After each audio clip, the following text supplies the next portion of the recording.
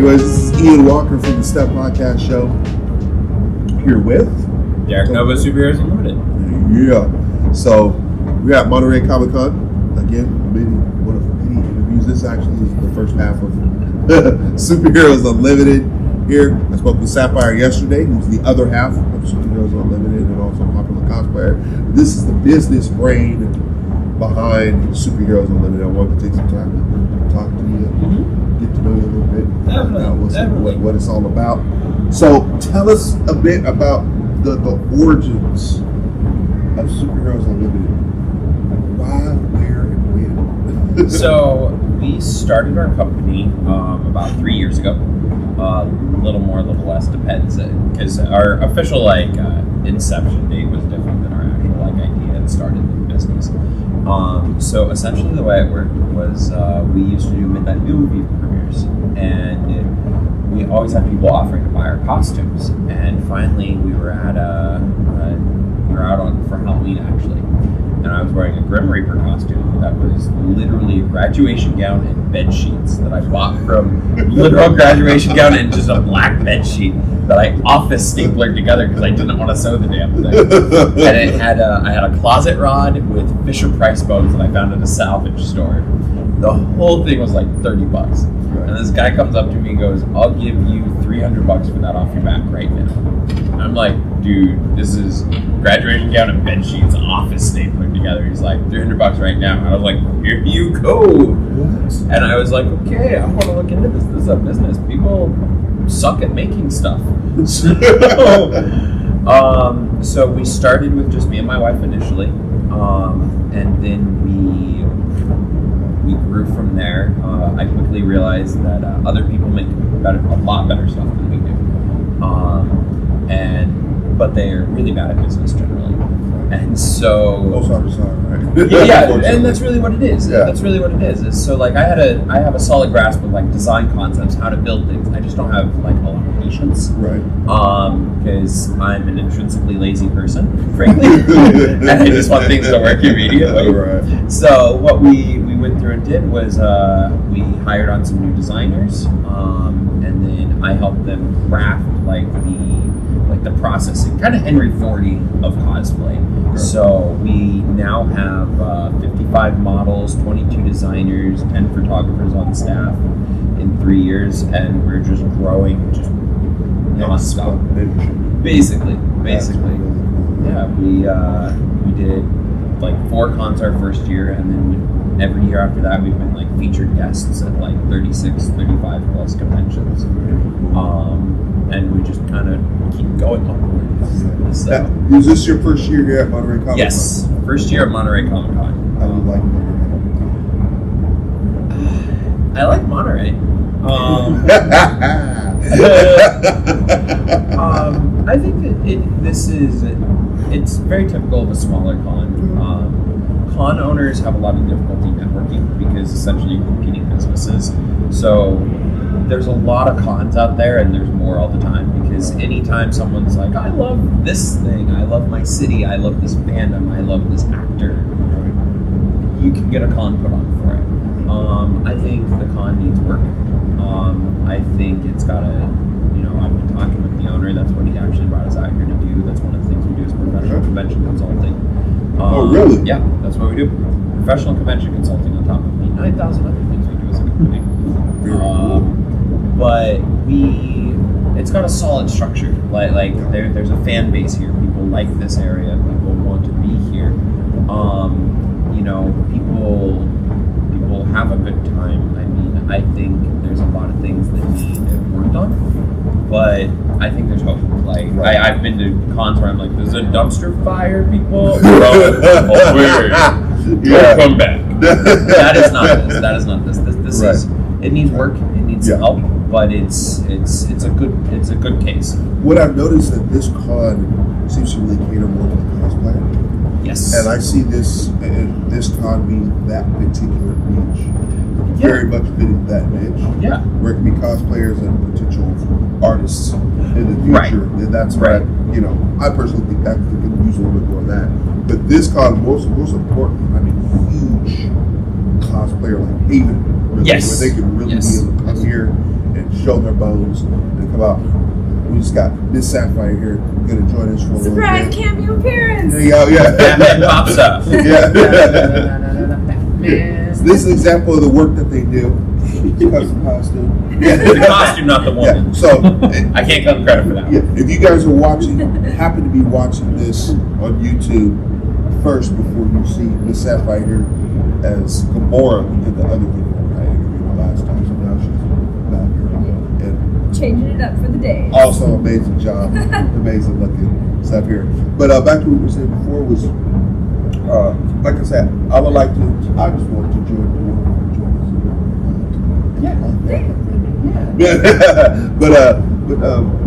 But one of the big things is that this is a haven for cosplay. I can really see this con blowing up into something huge to where, because a lot of that is usually down south Yes. and East Coast. Yes. You know, Monterey could be a huge destination for Oh, it cosplay. could. I mean, it's a gorgeous city. I mean, there's so many amazing photo shoot opportunities here, Yeah. which is big for cosplayers. Yeah. There's the beach, 15 minutes from here. Yeah. If that. I find that I think the con can very much take it that direction and can brand itself as such and grow with that. There's not a lot of cons that focus on cosplayers really. You have Dragon Con, you have KatsuCon, and that's pretty much it. Other cons allow cosplayers, promote cosplayers, connect with cosplayers, but those are basically the cons that are cosplay. It's without getting super technical and detailed about it, because there's a lot of factors that come into like running a con. Like a lot of people, most people don't realize your average con starts at about $40,000. Yeah, it's. Are you serious? That takes my idea of a con out the window. I'm good. I'm looking for professionals to do that. What? 40 grand? Well, look at it like this, because we get people asking us all the time, how do I be a feature guest? How do I do that? Right. We con consult all the time, and that's one of the things people don't realize when they're like, this con sucked. They didn't have so and so. They didn't have this. They didn't have that. And I'm like, yeah, that's a $500,000 event to run. And they're like, what are you talking about? And I'm like, yeah. Actors cost a guarantee.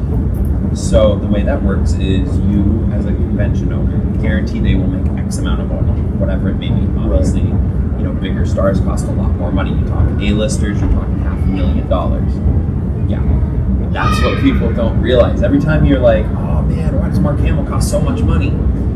Well, Mark Hamill costs a lot of money. You should ask no question like that. That's a given. Yeah. That's Luke Skywalker. Yeah. Well, and see, You pay that's for the that. thing, is like, guarantees are a thing, and so there are a few actors and celebrities that are like, I just come out to say hi to my fans. Right. But that's the behind the scenes things, like, everybody's in it to make money. That's not to say that 9 out of 10 actors usually love their fans. They really do it for the fans.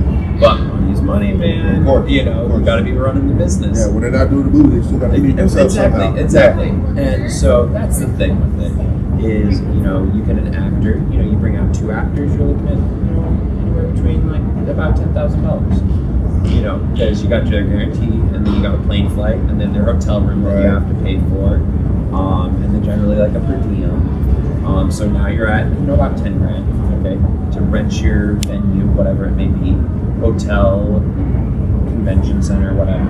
You're looking at about another $20,000. Most hotels cost you about $4,000 to rent, like an exhibit room or whatever it may be, like ballroom. About $4,000 on average. Wow. So generally you need 2 exhibit rooms, things like that, and that's per day. So, you have 2 days, you're up to $8 grand. Yeah. Oh my God. Now you've got your, pipe and drape in the building. It's generally like several $1,000s, depending on how many vendors you have. Plus marketing, advertising, promotion, and then trying to actually make a profit on anything. Badges, wristbands, flyers, Bags if they have bags them. if you have them, Wow. and now you're at the $30,000-$40,000 mark. This is so eye-opening because, wow, that's so eye-opening. Yeah. Yeah. Take care. Grab me whatever for lunch. that is super eye-opening. I mean, I'm thinking, okay, just get a bunch of friends together, rent a room. The biggest expense is going to be the room. Yep. Okay, whatever. You know what I mean? Mm-hmm. But, dude, hearing you come out with those numbers. See, now I'm going to be less critical of pods now. Well, see, and that's why I like to spread that knowledge. Yeah. Because that always comes up because people are always super critical. Oh, it's ridiculous that this occurred. Why didn't they have these 5 extra things? Right. Those 5 simple extra things is going to be about another $4,000. You know, and then we just did Ace Comic-Con Seattle, and they had Loki, Spider-Man, The Flash, Agent Carter, Falcon, you know, all those guys out. Right. And people are like, why are their things so expensive and blah, blah, blah. Right. You know, and I'm like, because collectively they're like a $3 million price tag to have those people out. And that's, you know, every time someone goes, oh man, photo ops for $100 suck. Right. Okay, well, your celebrity gets about $60 of that, and then 20 goes to the con and 20 goes to the photographer. You know, so now you're like, oh, you That's know, what I'm like right now. Oh, yeah. Every time you see someone yelling at a con, because con owners are these greedy guys. Right. Cons don't set celebrity prices.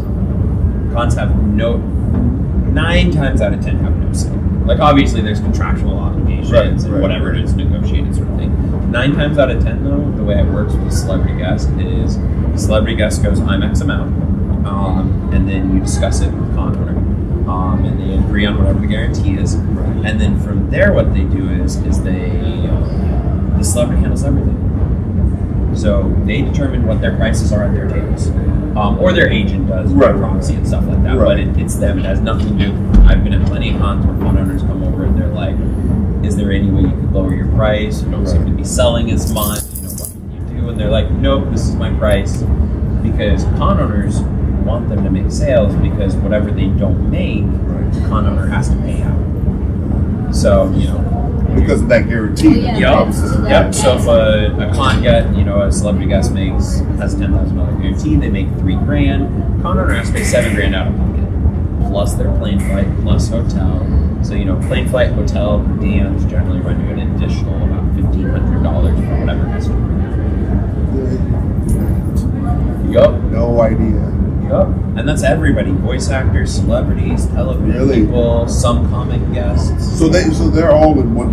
They're kind of is that way just to make it easier that they're all fit in that bubble, voice actors and things like that. There's no ranking as far as celebrities are concerned. I mean, there is you've got, you know, who's more relevant, who's older. You know, everybody's prices fluctuate based on that.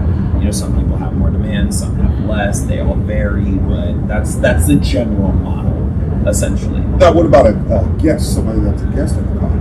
How does that work? Like what kind of guest? So, like for instance, you know, whether it's a media guest or like someone that's a cosplayer, or someone that is another celebrity. I mean, do they have their own fees that they expect Or it all works the same way? Hands down, yeah. I mean, it's the standard basically. Like some people come out for just expenses. Some people want more, but that like not just like A-list actors or that. Like that's everyone. You know, if you were a zombie on Walking Dead in a comic book, you'll have a guarantee and a price. You know, if you were this character, if you were that character, if you're a YouTuber, you know, if you're a podcaster with enough following. Yeah. I will never do that to you guys. I will never I'm saying right here, I will never do that to you. Says that now, and that $10,000 check rolls in front of his face. It's like, later, bye, Felicia. I love you guys. I love that money. I love money too, but I love you. I'm nothing without you. No, but no, I love this information because it's so eye-opening. For me, it tells me to calm down a bit. Now that I have that information, you know what I'm saying, and to be less critical. Yeah, well, and that's what you see with a lot of convention owners is like, until you're in this business, you don't know this business, you know, and it's such a steep and expensive learning curve. You know, you start a podcast, you need a camera, a computer, and some basic editing knowledge. Right. You know, doesn't mean it's going to be a good podcast, Right. but you're out, a few $100. You run a bad con, you're maybe more depends on the quality of the camera and stuff. But that's kind of it. When you run a bad con, you don't know things are an issue till after the fact. And conventions as a whole operate generally on a yearly schedule. So year one, your con, you learn everything that blows up in your face, and it's great. Hindsight's 20/20. Year two, you try to fix it, but if your fix doesn't work, you don't need to fix it till year three. So now you're on a 3-year curve to fix a problem you were trying to fix from 2 years ago, if it didn't work.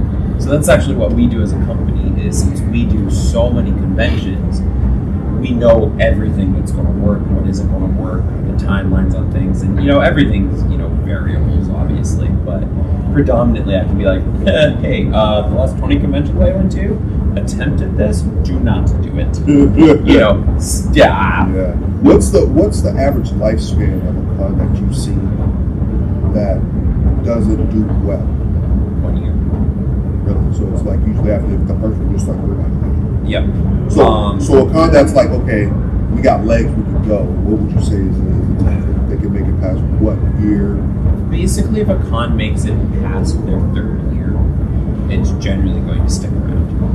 Generally speaking, Right. Barring any like PR issues or blow-ups or fallouts or whatever. Right. Predominantly, year one is the make or break for most cons, because what a lot of people don't realize, like the math on it, like I'm sure you've heard most businesses don't make money for the first 5 years, sort of thing. It's kind of a thing.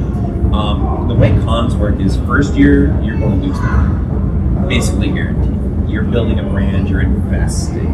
Year two, you're probably going to lose money again, but it should be a lot less money. Okay. Year one, you're probably losing $5,000. Year two, you're probably losing a few thousand is the goal, or less. Depends on your scale. You post a $100,000 convention, your numbers skew. Year three is when you should break even, make money. That and again, these are standards. Like if you've got people that know what you're doing, year one should be making money. But you got to have all that knowledge, all that talent, all those abilities, ready and available for you to do that. And most con owners don't, because I'd say probably 7 out of 10 con owners are just like you. Hey, cons are really cool. I love this thing. I'm going to go rent a room. I'm going to bring some buddies, and we're going to talk about it on social media. And I'll build it, and they'll come. If you build it, they will come. Right. And that's the mindset of so many initial con owners, because like for example, what's your favorite fandom? Like what's the thing that you're like, oh my god, this is the coolest thing ever? Comics. Okay. Yeah. So what's your favorite comic? Superman guy. Okay, so you're like, what? I love Superman. Superman deserves his own con. We're going to run a Superman con. All about Superman. History of Superman con. We're going to get artists that drew Superman, people that have voiced Superman. We're going to invite cosplayers that look like Superman. That's what we're going to do. Okay. So then you go out, and then you quickly realize that although you really love Superman, 3,000 other people aren't coming to your convention to love Superman with you. There's obviously tons of Superman fans out there, but that doesn't mean that everybody's going to come buy a ticket or they're in your area and things like that. And that's what happens to a lot of initial con owners, especially when you try to help your theme of con. Because I see that a lot, where they're like, we are this, our focus is that thing. So then what happens is, if they get any advice at all, everybody goes, you cannot hyper-focus on a con, because you have to hit a bunch of different demographics and things like that. And then people skew way the other way, where they bring everything in, they've lost all their theming, and things like that. So it's running a con is part art, part science to a lot of degree, because there's a lot of like math formulas and specific things and stuff like that to running a con. But you also have like just random. I was at a con, did everything right. Had great media guests, great,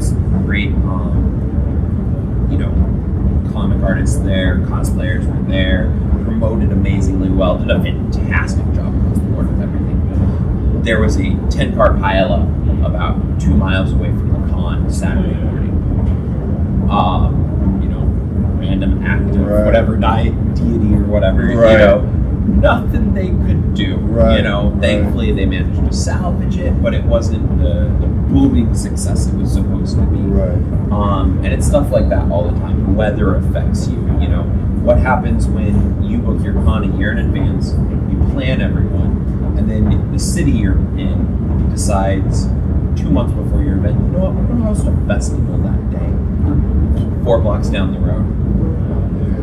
What are you doing, city? Please don't stop that. And you just it's like predicting the weather. You do everything you can with as much information as you can, but at the end of the day, it's just a roll of the dice for most conventions. And it doesn't matter how much or how little you spend. So the craziest con that you've either done yourself or you consulted on, what was your craziest?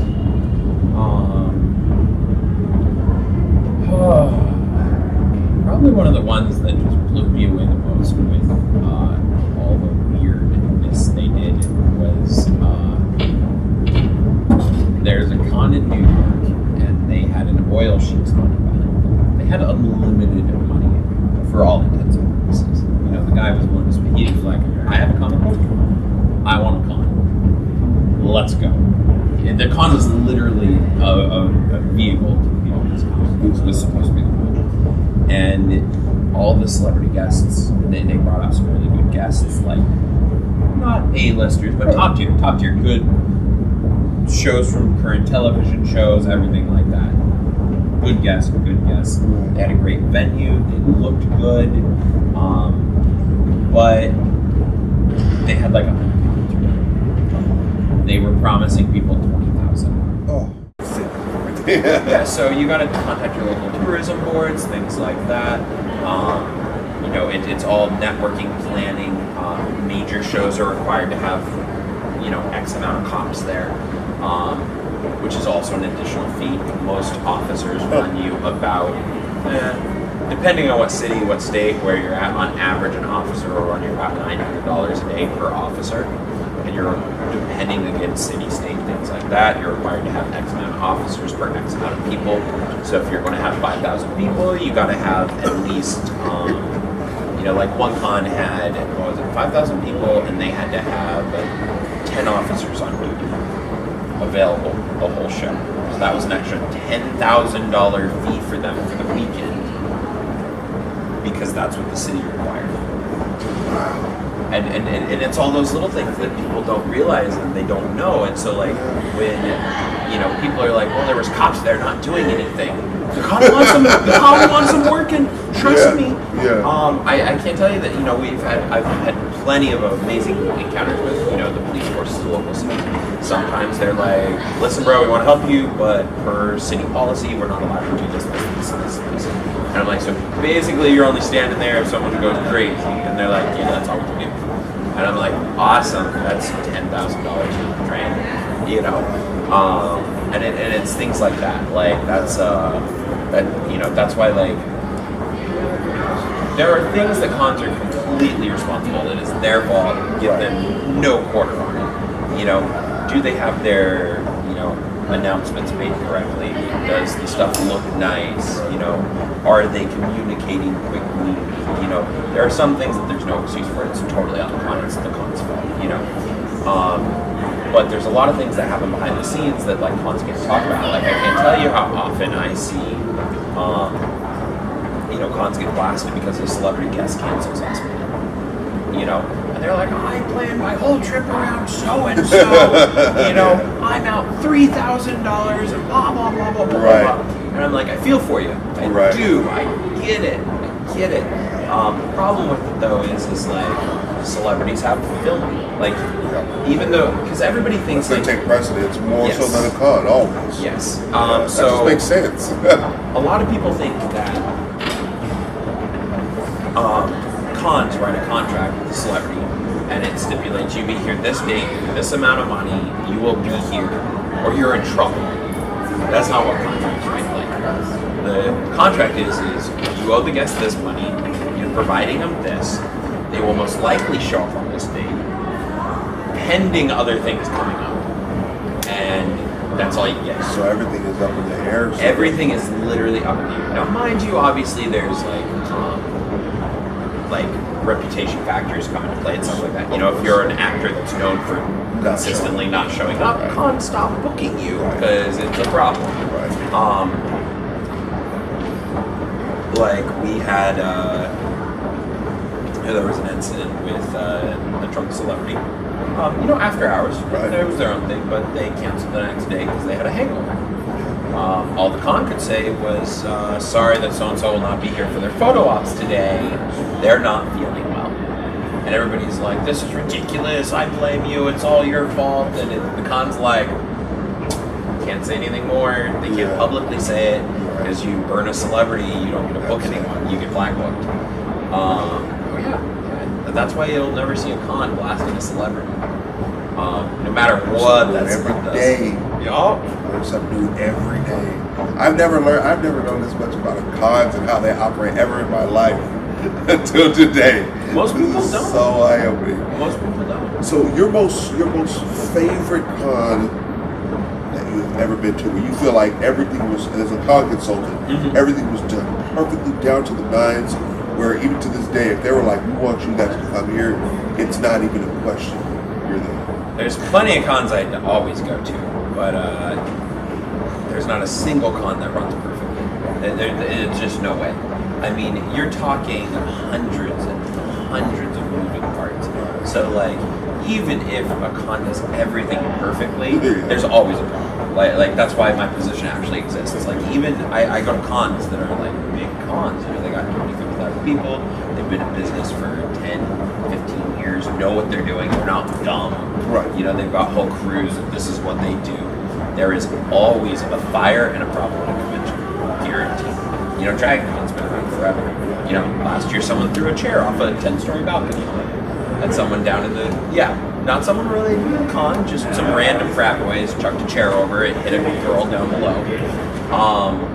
But it's always something. It's always something. There is no way to make a con run perfectly smooth. All you can do is try to line the track enough that nothing goes too far off the rail. Which one of your favorite cons to go to? Did you bring the whole team to?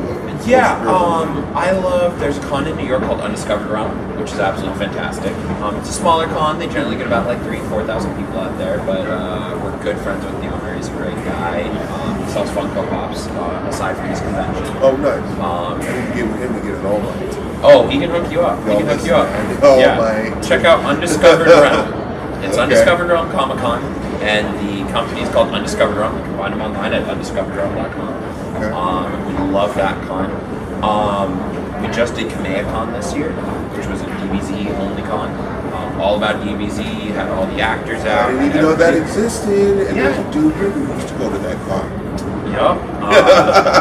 I mean, they had all the Gokus, all the Vegetas. They flew in. Awesome. I'm bad with names, but Ryu from the original Vegeta voice actor from Japan came over. Really?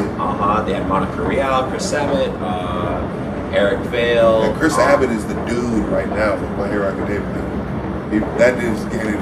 It's like he seems to pick just the right roles. To get. He's everything. Monica Rial is. She's actually, I think, in like a few more months, she's going to be in like the Guinness Book of World Records as the most prolific female voice actor in history. For the most amount of roles voiced. She's at like 296 or something like that. Yeah.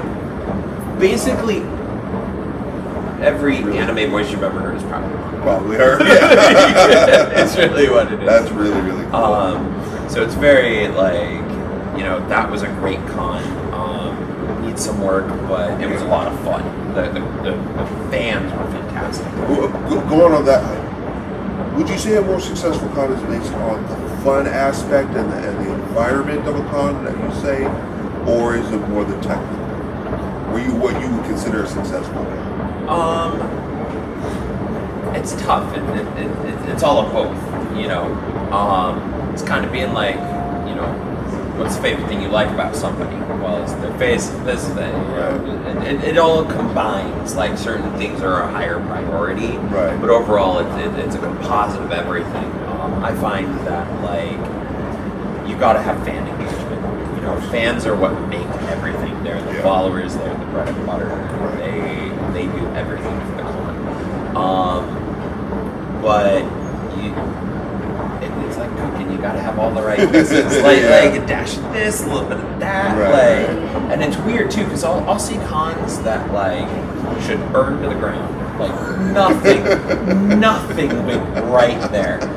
And you'll have this massive crowd turnout, and they're like, "We loved it. It was amazing." And you're like, "This is a dumpster fire. It's garbage.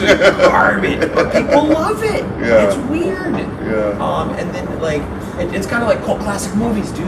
It's literally just like where you're like, "This is garbage." Everybody, you cannot deny that this is a trash movie. But there'll be those diehards like, "This is the best movie." It's amazing. It is amazing. Like mine is Last Starfighter. Here's one of my cult classics.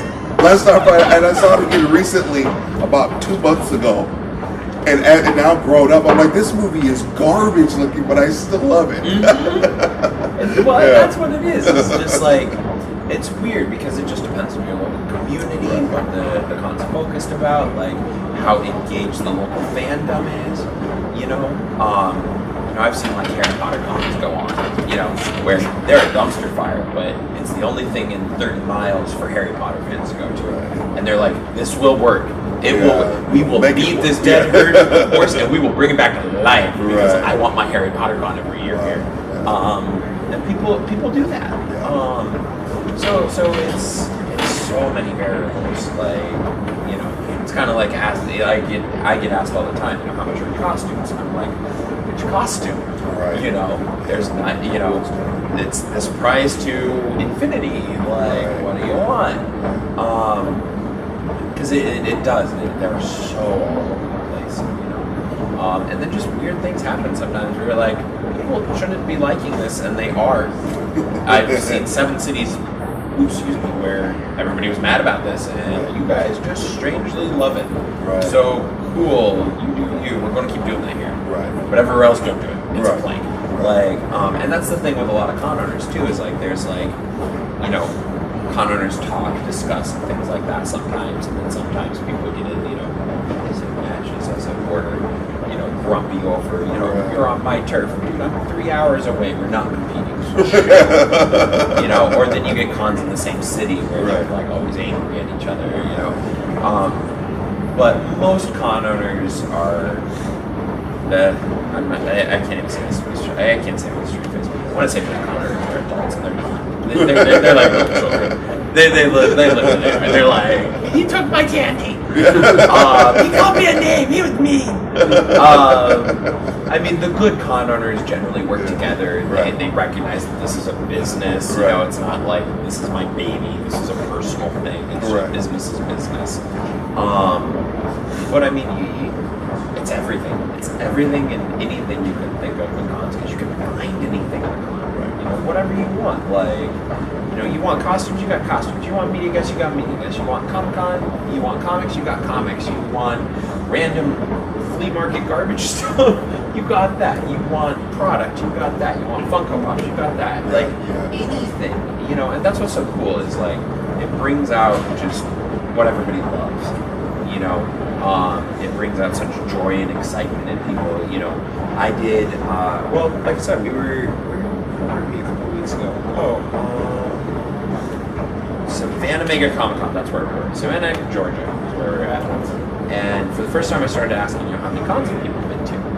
You know, and, you know, because we normally are on the cosplay contests, and I've always got a gap when the judges are judging, and I have to fill it with bad jokes and terrible puns. And random questions. And I was just like, fill the gap. How many cons has everyone gone to? And, you know, it was really cool because, you know, we started talking, and, you know, one guy had ended up doing, what was it? He was at 142 conventions. His dad. He started like 16 years ago. Us personally, we've done about 122 in the last like 4 odd years. And it was just really cool because like the people who were like, this is the first time, and I'm like, what do you guys think about it? And they're like, I love it. Cons are amazing. They're the best thing ever. Right. And then I'm like, so you've been to 50 cons. What do you think about cons? I love it. Cons are the best thing ever. You know, like it just doesn't change. Right. You know. Yeah. People have their gripes and people have their issues. And obviously, cons can always seek to improve, just like anything in life. But at the end of the day, you know, did you meet a fan, you know, a celebrity from your childhood? Right. Did you meet a guy or a girl that wrote a book that was pivotal to you? Did you meet an artist who drew this scene that, you know, captured you for decades? That's one of the biggest things that I love about comics is meeting those childhood heroes, and as an artist, you know, those artists that really inspired you to keep going or whatever. Like I never forget when I met Michael Turner for the first time. Mm-hmm. And I met Michael Turner at the perfect right before he died. He was actually, I met him 3 weeks before he died. And you know, his work with, you know, Fathom and Witchblade and all of that, of course we all know was iconic work. Mm-hmm. And meeting him was super cool, you know, and just being able to ask him, you know, everybody's like, oh my God, but I just wanted, because I know we all really struggle with cancer. I just said, well, I asked him, hey, how are you feeling? And he was like, good, you know, to be able to not only appreciate what he's done for me as an artist, mm-hmm. being able to, you know, give that back to him in a way by caring about him as a person. There's a connection. And like, that connection, And same thing too with Jeff Loeb. When I met Jeff Loeb for the first time, it was just awesome. He saw my Batman Superman comic. It was amazing. It was so cool. And he's a really great guy too. So, yeah, I mean, I completely agree. No, I mean, it's amazing meeting people like you grew up with. You know, we started, like I said, we started our business about roughly 3 years ago, and now one of the things is we do celebrity booking. So like we commit celebrities on conventions and stuff like that. So I have I was a big fan of the Power Rangers as a kid. Yes, I still am a huge fan of the Power Rangers. And I Green Ranger forever. JDF's awesome, love him. Yeah, he was amazing. He was so cool. Yeah, he was in Sacramento last weekend, and one of my good friends got to meet him, and I was just like, Joe, this weekend. Yeah, no, we're friends with JDF. JDF's a good guy. But it seems like he's super cool. You know, we started this a couple of years ago there, and now since we're doing the celebrity, I've got 6 Power Rangers phone numbers in my phone. That's incredible. Memes back and forth. That's incredible. I'm like. So that means you know Johnny Young Bosch. I heard you know Bosch. Yeah, Johnny Young Bosch is awesome. He's a good guy. Eddie's, you know, from Trigun. Yes, Bash, the Stampede. Gotta love it. Yes. Yup. So that's cool. Ichigo from Disney. Ichigo, You know, he does a lot. He's like Monica, basically. He is like the voice of every male English character. I'm surprised he's a Bible. No, like Steve Cardenas. We've got, you know, Jack Guzman. You know, Philip Jean Marie. Like, you know, all these cool Power Rangers. All these people like that. You know, we had lunch with Kevin Sussman from Big Bang Theory, Stewart. And it was just crazy talking to him because he is not playing a character. He's not acting on the show. That is him in real life. That's who he is. Huh? I love Kevin, and he is horribly socially awkward. And I love him to death. I had to tell, we had a bunch of our models at the event we were at, and I had to tell them all to shut up and let Kevin talk. Because he was, trying to, interject. And I'm like, all you shut up, let Kevin talk. He's the celebrity. We did a picture with him. And so he asked us for a picture, and we're like, oh yeah, dude, you're Kevin Sussman, this is awesome. Right. So we get all the models up next to him, and we're taking the picture. And his agent's like, can I get a picture with you guys too? And we're like, of course, man, let's go. So his agent gets in there, and then Kevin awkwardly leans over me. He's like, am I supposed to be in this picture too? So we got this picture of Kevin awkwardly leaning in, just like he does in the show all the time. Where he's coming around the corner and everybody's like, nobody invited you. Nobody invited you, Stuart. Why are you here? And I'm like, it's hysterical. Or it's just cool, the stuff you hear. We were talking with Sean Gunn, the voice of Rocket, who did the stand-in stuff for Rocket, and then I blank on his name all the time. The Ravager character from Guardians of the Galaxy. Yondu's second dude. Oh, okay. So we were talking with Sean Gunn, and I always try to find questions I can ask celebrities because they get asked the same. what was your favorite part of blah, blah, blah? What was it, blah, blah, blah, blah, blah, blah? You know, I try to ask things like they haven't heard before. Right. Because we talk to them throughout the day, behind the scenes, stuff like that. And, you know, we all, you know, I never fangirl over anybody, but, you know, some of our models do. So I always try to break that cycle. Right. So we went up to Sean Gunn, and I was like, so, okay, I got a question for you. Was there anything ad-libbed in the movie? Like a scene that, like, you know, the Harrison Ford, you know, shooting the sword dude is just iconic, where he was sick for the day and he's like, fuck this, boom! And then it's just iconic. Right. And I was like, is there anything like that? And he goes, yeah, nobody's ever asked me that, but, yeah, you know what? But I did have a scene that got written in after the fact because of what I said. Right. And I go, what was it, man? And he goes, you know the scene where they're determining whether they want to, like, form the Guardians of the Galaxy, essentially, and they're just, you know, all in the circle, and Rocket stands up, and he goes, awesome, we're all standing up, a bunch of jackasses standing in a circle, ad-libbed. Really? That was all him. And I'm like, dude, that's my favorite scene in the whole movie. Best line ever. And he's like, yeah, no, I totally ad-libbed that. Cool. I'm like, that's fantastic. That is so cool, knowing that you just winged that scene. And just, like, knowing that, like, was so cool. But no, it's just amazing meeting these guys. Like, you know, I'd say probably 9 out of 10 actors we meet are just, like, the nicest, kindest, most humblest people. Like, you know, talking with them, you know, so many of them are like, I responded to an ad before someone, you know, I responded to basically back in the day, the Craigslist version of, you know, looking for help sort of stuff. You know, I showed up, I did a casting call, they cast me in this, and we had no idea it was going to be big. You know, and they're like, it could have been one of 90 other people, like the Power Rangers, most of the Power Rangers are like that. Right. All of their stories is basically the same. There was an ad out looking for teenagers. Occasionally it said teenagers with attitude. That was actually one of the lines one of them told. They're like, that's what they actually put in the ad, was teenagers with attitude. And some martial arts skills. Right. And you just showed up and you did some flips. And then they're like, cool, you're this color Power Ranger. Here you go. Wow. And now they're, you know, famous and doing, you know, events and things like that, and actors, and they're like, we had no idea, like, you know, it wasn't a thing then, and it just boom, blew up.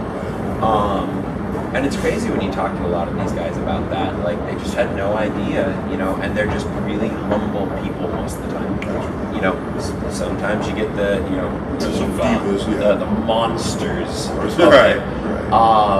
But I'd say 9 times out of 10, they care about their fans. They want to do right by their fans and stuff like that. So one of the things, just kind of wrap this up now, but with your company, Superhero Unlimited, where do you see, what are the goals, what's the end game of your company? What are you trying to do? Because of course, right now you guys are cosplay, you're consulting, along with the other, you said 9,500. Yeah. But where are you trying to go as a company? I'm working on building a company, me and my people, that's going to last for a long time. Like, I don't want to be one of those companies that's around for 10 years and then disappears. Our eventual goal as a company, and not everybody knows this yet because I haven't said it before. First on the Stuff podcast show. First exclusive on the Stuff. This first. First. Really what we're looking to do, end game, is probably get into running conventions. And then setting up, because convention scenes is very much the wild, wild west of the cons. There's no rules, there's no governing committees, there's no support networks for anybody in it, really. I mean, there's some like there's support networks for like comic artists and stuff like that, like Heroes for Comics and stuff like that. I think, you know, there's several of them, you know, when comic artists fall on hard times or stuff like that. But there's no like, hey, I want to start a con. What are some things I need to know? It's very much like, fend for yourself or you gotta die. Google everything. All that information is wrong, especially now that I know what it is. Google is a liar when it comes to starting a con. But I mean, that's the thing. Is so like what we want to do is provide a network for conventions of just interconnectivity, of mutual promotion. Our company has a very strong philosophy of if everybody's winning, everybody's winning. You know, we focus on a very like give system rather than give and take. Right. You know, our models support our designers support the company, our company supports the models, and it all feeds in a system. You know, if one of our models is super successful, the company's successful. If the company's successful, our people are successful. And we're trying to branch out that business model into conventions themselves. You know, one of the big things with cosplay specifically we're looking to do is come up with a standardized template for cosplay contests. One thing that really sucks as a cosplayer is every con has different rules. Every con has different policies. You know, what's okay at one con isn't okay at another, or how things are judged here are totally different than there. Right. You know, and then when you factor in, you know, bad advertising, not posting things correctly, or a lot of cons get their cosplay judges from local people. Hey, I'm a cosplayer. Hey, you want to judge this? Cool. Right. You ever judge anything before? No, we'll wing it. You know, and some poor cosplayer comes along and they're like, none of this is right. We're not doing anything right. So we're looking to set up a support network for conventions to have a readily accessible database of, hey, here's a 32-point step guide, guys, to making it work. You know, because the more conventions we have that are well run means that there's less need for people to start random conventions that end in disaster. You know, because when a con ends badly, it's bad for the con owner, it's bad for the celebrity guests, it's bad for the fans most of all. You know, it's bad for your vendors. Like that. Bad for the city. Bad for the city. Yeah. I mean, everybody always forgets. Like vendors, generally, a con costs a vendor to be there about $2,000. Between booth, product, advertisement, you know, everything that a vendor does. So like these are these people's livelihoods. When people bash cons over little minute things, they're not just hurting a con, they're hurting an entire industry. You know, and cons should be totally held accountable for the issues they cause. Right. But the fact that you had to wait an extra 5 minutes in line and it doesn't mean you need to blast a con for being 1 star because you waited 5 minutes. Like, oh man. No, there's not those things going on. Did you get to meet your celebrity? Yeah. Did you get to meet your comic artist? Yeah. Did you get cool swag? Yeah. You know. That's really, really cool, man. Well, I'm going to wrap this up. We did a full-on episode, which is awesome. That's good. I talk forever. No, it's cool. Because I think this is super, super valuable for folks who love Comic Cons, who love the whole genre, who love attending them. So this, you know, behind the scenes, this insight is totally valuable. Like I said, I learned so much right now. I'm never going to a con and bash it again. I'm just going to look for the potential. Like, I can't even do this, but not bash it for it. Because now after what I know, that's most cons respond pretty positively when you go, hey, I had an issue with this. I think you could possibly do this. Yeah. You know, rather than, hey, you suck. Right. You know, just like anybody, constructive criticism is useful. You can say, my dad always used to tell me, you can say anything you want to, as long as you say it with respect. Yes. Yeah. And just because a con doesn't answer you doesn't mean they didn't listen to you. You know, cons on average, I'll tell you right now, even a small con generally gets about 1,000 emails and messages a week. Y'all. Again. Yup. So when you're like, I don't know why New York Comic Con hasn't messaged me back in, you know, it's been 32 hours. Okay, that's cool. They're probably got a queue of about 40,000 messages right now. So you're just gonna have to wait in line. Yeah, come down here, buddy. Yeah, come down here. Just calm down. And that, yeah, definitely. I mean, and always feel free to reach out to us. You know, again, we're Superheroes Unlimited. We make custom costumes, armor, props, weapons, anything you send us a picture of, we can make it. You know, you can find us on Facebook, Instagram, are our primary ones. We're also on Tumblr and Twitter, but those are just reshare places, basically. Find the logo, you'll find us. And we got everything. And we always recommend, you know, we always encourage cons to contact us. You know, anybody looking to do a con, reach out to us. We'll point you in the right direction. I'll tell you the truth if you should make it or not. Right. You know? So, yeah. And it was a pleasure talking with you, man. Eric, thanks so much, dude. I really, really appreciate sitting down talking with you. The business standing on us. So stuff. This is Ian Walker, Stuff Podcast Show. If you enjoyed this episode, like, comment, subscribe.